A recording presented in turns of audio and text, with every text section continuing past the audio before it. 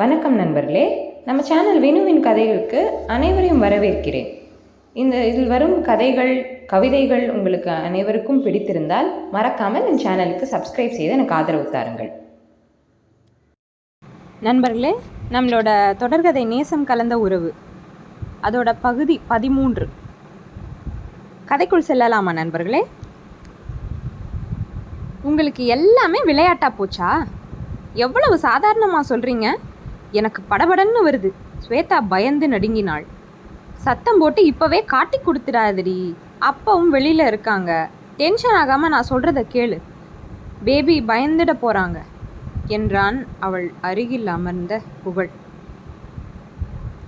என்னங்க இப்படி சொல்கிறீங்க? லவ் பண்ண பொண்ணு தேட போகிறாங்க, 1 மாதம் டைம் வேணும்னு சொன்னீங்க. அதுக்காக தானே உஷா அந்த பொண்ணை பேசி சம்மதிக்க வச்சா. இப்போ அந்த பொண்ணையே அண்ணா விரும்புகிறதா சொல்கிறீங்க? அதுவும் முழுசாக 4 நாள் கூட ஆகலைங்க அந்த பொண்ணை அண்ணா பார்த்து. இது எனக்கு சரியா படலை. நான் மீனாட்சி அம்மாவை பார்த்து எல்லாம் சொல்ல போகிறேன் என்றால் பயந்து வியர்த்து. வேற வினையே வேண்டாம், சும்மா இரு ஸ்வே. நிஜமாவே நடிக்கிறதுக்காகத்தான் அவனுக்காக அந்த பொண்ணை ரெடி பண்ணேன். ஆனால் அதே பொண்ணை அவனுக்கு பிடிச்சிருக்கு. அது என்ன அவ்வளோ பெரிய தப்பா? நீயே யோசிச்சு பாரு. இதுக்கு மேலே அவன் 1 மாதத்தில் ஒரு பொண்ணை தேடி லவ் பண்ணி கல்யாணம் பண்ணிக்க கேட்டு இதெல்லாம் ஆகுற கதையா? அதுக்கு இதெல்லாம் தெரியாம தான் 1 மாதத்துக்கு டீல் பேசுனீங்க. உங்கள் பிளானே இந்த 1 மந்தில் ஆர்யா அண்ணாக்கு பிடிச்ச பொண்ணாக கிடைக்கணுங்கன்றது தானே? ஆமாம் ஸ்வே, ஆனால் நடிக்க வந்த பொண்ணே அவனுக்கு பிடிச்சி போகும்னு யாரு கண்டா? இப்போ அவனுக்கு வேலை ஈஸி, பொண்ணு கிடச்சிருச்சு. இனி லவ் பண்ணி கல்யாணம் மட்டும் பண்ணிட்டா நானும் ஹாப்பி ஆகிடுவேன். என்ன விளையாடுறீங்க நீங்கள்? இதெல்லாம் காமெடியா உங்களுக்கு? நான் எப்படி அப்போ சொன்னேன்? அந்த பொண்ணுக்கு நிறைய ஃபேமிலி ப்ராப்ளம், அது இதுன்னு உஷா சொன்னா. சரி, அவங்க பிரச்சனைக்கு நம்ம காசு யூஸ் ஆகுதுன்னு தான் நான் நினச்சேன். இப்போ அந்த பொண்ணை நானே பிரச்சனையில் மாட்டி விட மாதிரி ஆகாதா? ஏண்டி, ஆர்யா லவ் பண்ணுறது உனக்கு பிரச்சனை பண்ணுற மாதிரி இருக்கா? நான் அதை சொல்லலைங்க.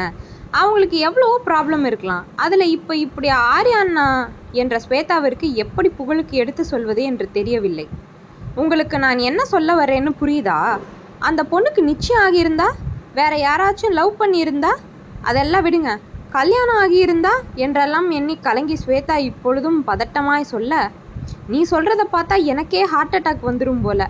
உன்கிட்ட சொன்னேன் பாரு, என்னை சொல்லணும் என்றவன் உடனே ஆர்யாவிற்கு அழைத்தபடி ஸ்வேதாவை வைத்து முறைத்து விட்டு தனியே சென்றான். உன் வாயிலிருந்து நல்ல வார்த்தையே வராதாடா? பல்லை கடித்து கோபமாய் கேட்டான் ஆரியன். மனைவி இறுதியாய் கூறியதை அந்த இரவு நேரத்தில் உடனே அழைத்து ஆரியனிடமும் சொல்லி சந்தேகமாய் புகழ் கேட்க, அப்பொழுதுதான் நல்ல மனநிலையில் உறங்க வந்த ஆரியனுக்கு புகழ் கேள்வியில் காதில் இருந்து புகை வந்தது. ஆர்யா, கோபப்படாதடா, தப்புதான். ஸ்வேதா கிட்ட எல்லாம் சொன்னேன். அவள் பயந்து போய் இப்படி கேட்டா. எனக்கும் பயமாகிட்டு, அதான் உன்னை அலர்ட் பண்ணேன். போய் தொலை என்ற ஆரியனுக்கு ஒரு நொடி பக்கென்று தான் ஆகிவிட்டது. அலைபேசியை காதில் வைத்துக்கொண்டே தன் அறையில் அங்கும் இங்கும் நடந்தபடி நெஞ்சை நீவி விட்டு கொண்டவன், கல்யாணமாகியிருக்க வாய்ப்பில்லை என்றவன் சில சிந்தனைகளுக்கு பின், ஓ காட், நோ சான்ஸ்டா. மேரேஜ் ஆகியிருந்தா இப்படி என்னை ஏண்டா டார்ச்சர் பண்ணுற?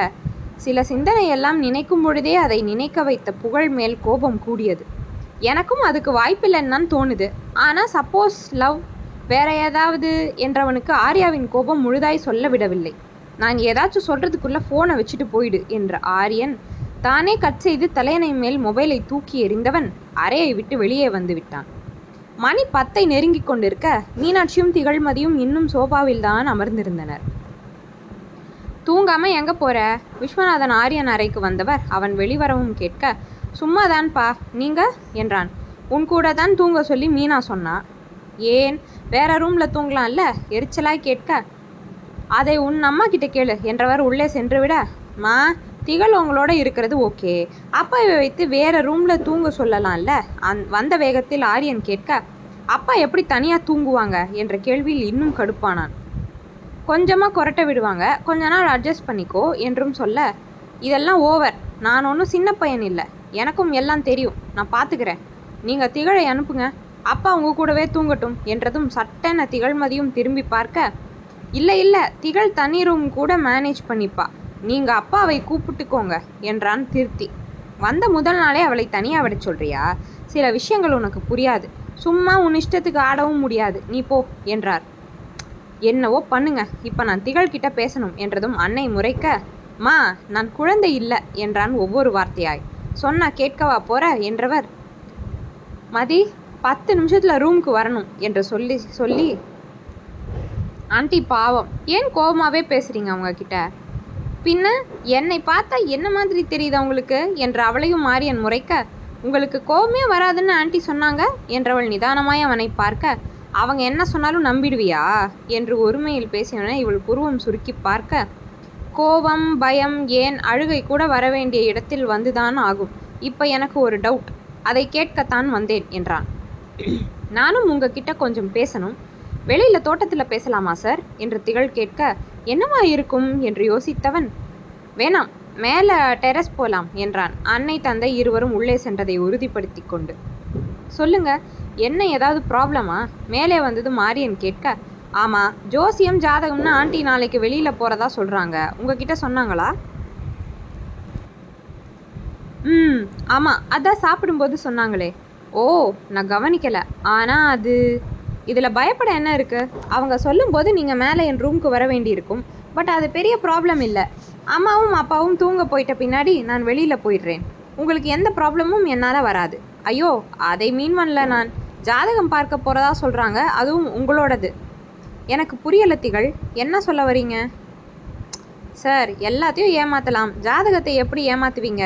அதை பார்த்ததும் உங்களுக்கு கல்யாணம் ஆகலைன்னு தெரிஞ்சிடும். அதுவும் உங்கள் குடும்பத்து ஜோசியர் ரொம்ப சக்தி உள்ளவர், அவர் சொன்னதெல்லாம் நடந்துடும்னு ஆண்டி இப்போ தான் சொல்லிட்டு இருந்தாங்க. ஓ இப்படி ஒன்று இருக்கா? ஓ ஆனால் இதெல்லாம் நிஜமா? கல்யாணம் ஆகிட்டுன்னு சொல்லி வழக்கமான சம்பிரதாயம்னு நாள் குறிக்க சொன்னால் காசை வாங்கிட்டு ஒரு நாள் பார்த்து சொல்ல போகிறாங்க, அவ்வளோதானே என்றான் இன்னும் புரியாமல். அதெல்லாம் டுபாக்கூர் சாமியார் பண்ணுறது என்றதும் ஆரியன் சிரிக்க, நிஜம் சார், என்னை மாதிரி ஏதாவது தேவை இருக்கிற ஆள்னா காசை வாங்கிட்டு சொல்கிறதை செய்வான். ஆனால் எல்லாரும் அப்படி செய்வாங்களா என்றாள். ஏங்க சும்மா நீங்கள் உங்களையே சொல்லிட்டு இருக்காதீங்க, எனக்கு கில்ட்டி ஆகுது என்றான் பட்டென்று. நீங்கள் சொல்கிறதும் புரியுது, நான் ஏதாவது பண்ணுறேன், நீங்கள் டென்ஷன் ஆக வேண்டாம் என்றான் ஆரியன் தொடர்ந்து. என்ன பண்ண போகிறீங்க? மறுபடியும் ஆண்டியை ஏமாத்துற மாதிரி ஏதாவது பண்ணுறோம் என்றாள் வருந்தி. ஏமாத்துறோம் தான், இல்லைன்னு சொல்லலை. ஆனால் லாஸ்டில் தப்பை சரி பண்ணிட்டேன்னா எனக்கான தண்டனை குறையலாம் இல்லை? கண்டிப்பாக எல்லாம் சரி பண்ணிடுவேன், டோன்ட் வரி என்றான். என்னவோ ஒரு நாளைக்குள்ளே அவ்வளோ கஷ்டமாக இருக்குது ஏமாத்துறோமேன்னு. ஒவ்வொரு நாளும்னு இன்னும் ஒரு மாதம் என்றவள் மலைப்பாய் மூச்சு விட அவளையே பார்த்து நின்றான். ஆனால் நீங்கள் ரொம்ப லக்கி சார், ஒவ்வொன்றும் உங்களுக்காக உங்கள் அம்மா பார்த்து பார்த்து பண்ணுறாங்க. கொஞ்சம் பொறாமையாக கூட இருக்குது, ஆனால் உங்களால் எனக்கும் அவங்களோட மனசில் ஒரு இடம் கிடைச்சது சந்தோஷமாக இருக்குது என்றாள் உள்ளார்ந்து. அந்த இடம் எப்பவும் அப்படியே தான் இருக்கும் என்றதன் சரியான அர்த்தம் புரியாமலே புன்னகைத்தவள், நீங்கள் என்னவோ கேட்க வந்தீங்களே என்றாள். கேட்கணும், ஆனால் எப்படி கேட்கறதுன்னு தெரியலை என்றான் திரும்ப நின்று. பரவாயில்ல சார், என்னன்னு சொல்லுங்கள், ஆண்டி தேட போகிறாங்க, அவங்க சொன்ன டைம் ஆகிடுச்சு. இல்லை என்னோட இங்கே நீங்கள் இருக்கிறதால உங்களுக்கு எந்த பிரச்சனையும் வரக்கூடாதே, அது என் பொறுப்பு இல்லையா என்று கேட்டு அவன் அப்படியே நிற்க, புரியலை சார் என்றாள் அவன் முதுகின் புறம் நின்று. உங்களோட தனிப்பட்ட வாழ்க்கையை சொல்கிறேன், உங்களுக்குன்னு லவ் ஆர் என்றவன் தொண்டைக்குள்ளே எதுவோ அடைப்பது போல இருக்க வார்த்தைகள் வராமல் மூச்சு வாங்கியது. எதுக்கு அவ்வளோ நீங்கள் யோசிக்கணும்? இவ்வளோ தூரம் வந்த நான் இதெல்லாம் யோசிக்கலாமா வந்திருப்பேன்? என்னோட வாழ்க்கையில் நடக்க போகிறதுன்னு எதுவுமே உங்களோட வாழ்க்கையை பாதிக்காது. என்னோட வாழ்க்கையை பாதிக்கிற எதையும் நான் செய்யவும் மாட்டேன். என்னோட குடும்பத்துக்காக இந்த குடும்பத்துக்குள்ளே வந்திருக்கேன், அவ்வளோதான் என்று கூறிய திகழ்மதி முகத்தில் சிறு புன்னகை.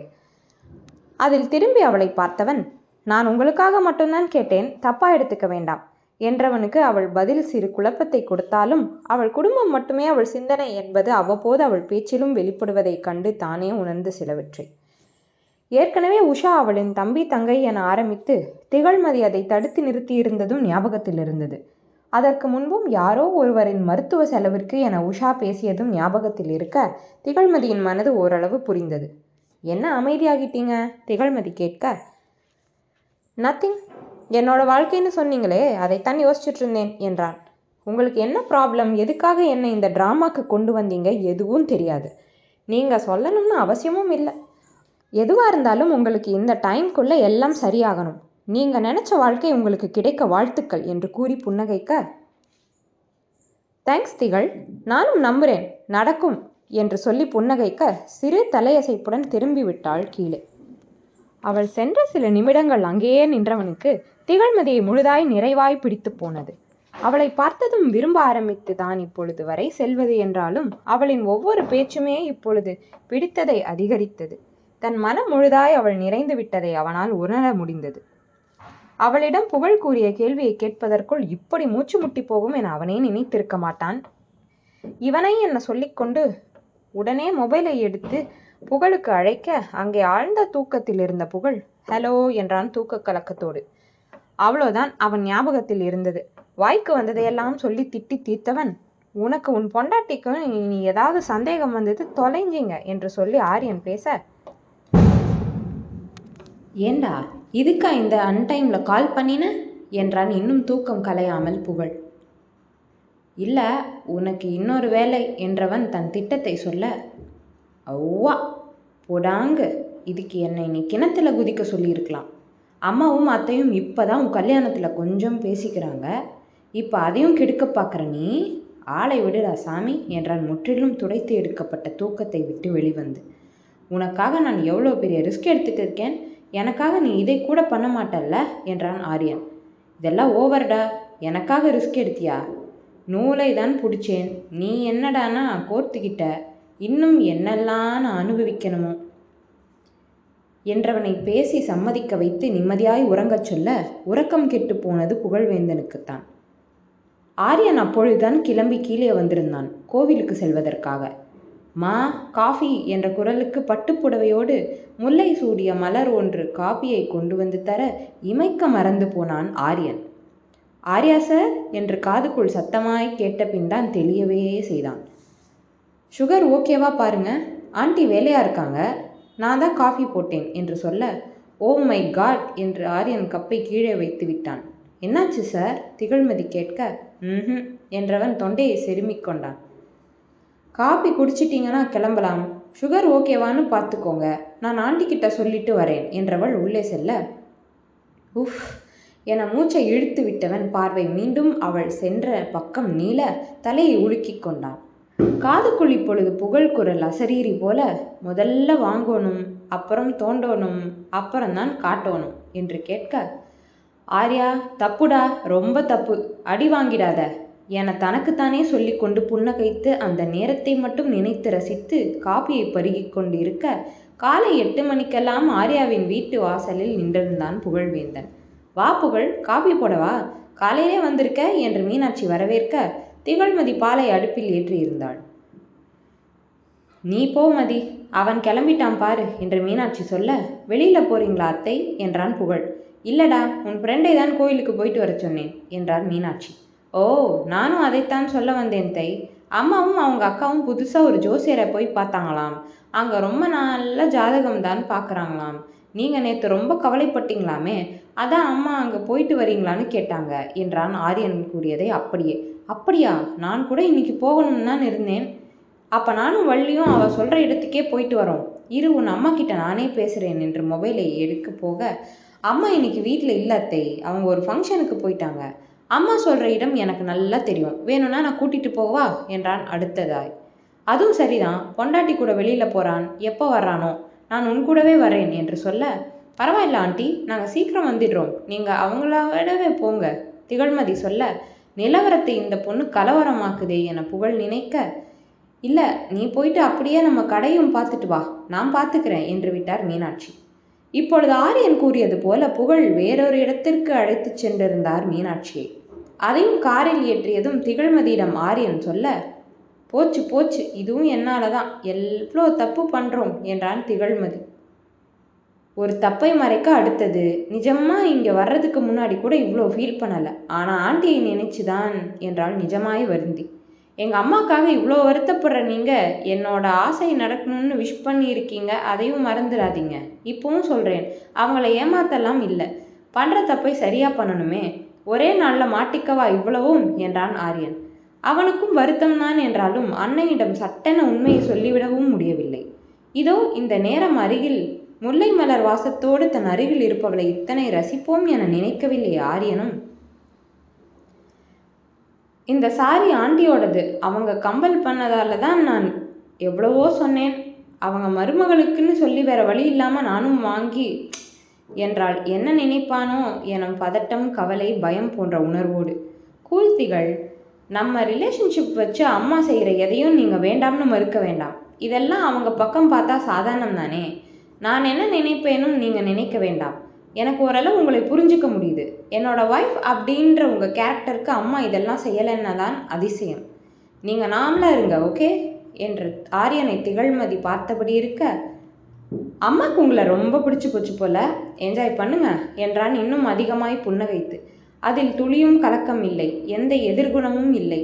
அவனாய் இருக்க திகழ்மதி அதை சிந்திக்க, அவ்வளோ சீக்கிரம் இவ்வளோ க்ளோஸ் ஆக மாட்டாங்க என்றான் அவள் பார்வையை உணர்ந்து. இது எனக்கான இடம் இல்லை, உங்கள் மனைவின்ற பேருக்கு இடம் என்றாள் திருப்தி. இருக்கலாம், ஆனால் உங்களை பிடிக்காம இருக்க வாய்ப்பில்லை தானே என்றவன் அவள் மறுக்கும் முன், கோயிலுக்கு போக அம்மா சொன்னாங்க, உங்களுக்கு ஓகேனா போகலாம், இல்லைன்னா வேண்டாம். அண்ட் ஸ்டோர் கூட்டிகிட்டு போக சொன்னாங்க இல்லையா என்றும் கேட்க, அம்மாக்காக உங்கள் வேலையெல்லாம் விட்டு என்னை சுமந்துட்டே இருக்கணும்னு விதி பாருங்களேன் என் அதிலேயே வந்து நின்றாள் பெண். நண்பர்களே, இத்தோடு இந்த பகுதி நிறைவடைந்தது. மீண்டும் அடுத்த பகுதியில் சந்திப்போம். இதுவரை இந்த கதை உங்களுக்கு பிடித்திருந்தால் என் சேனலுக்கு சப்ஸ்கிரைப் செய்து எனக்கு ஆதரவு தாருங்கள். நன்றி.